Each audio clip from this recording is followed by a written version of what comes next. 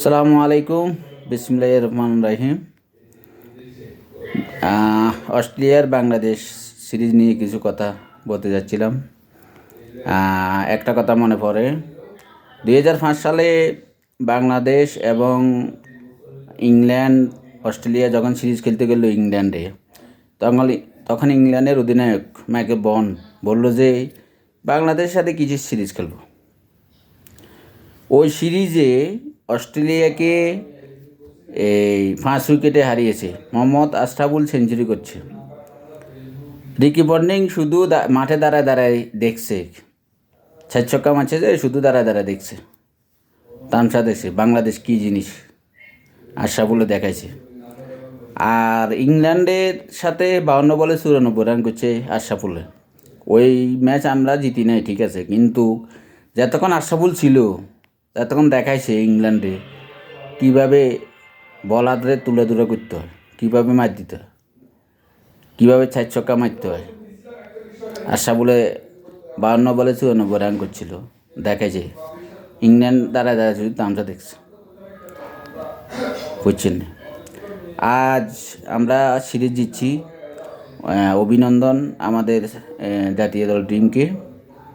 সুন্দর একটা কাজ, মিরাজ বেশিরভাগে মিরাজকে ধন্যবাদ জানাই। তার ব্যক্তিগত হিসেবে মিরাজকে খুব ভালো জানি, খুব শান্ত ছেলে।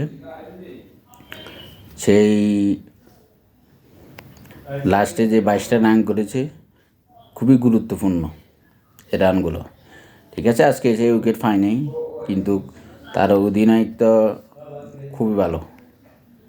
আমরা চাই মিরাজ সামনে আরও এগিয়ে যাবে, আরও আমাদেরকে ভালো ভালো ইনিংস, ভালো ভালো দলের সাথে সিরিজ জিতবে, দল জিতবে, অনেক কিছু আমাদেরকে দিবে। তো তাদের জন্য টাইগার টিমদের জন্য অভিনন্দন। তো আজকে সবচেয়ে আমরা হ্যাপি, আজকে খুশি হয়েছি যে অস্ট্রেলিয়াকে 2-0 হারিয়ে সিরিজ জিতেছে, একটা রেকর্ড করেছে। 21 বছর পরে আমরা অস্ট্রেলিয়াকে হারাইছি, আবার 21 বছর পরে আমরা অস্ট্রেলিয়া থেকে সিরিজ জিতেছি।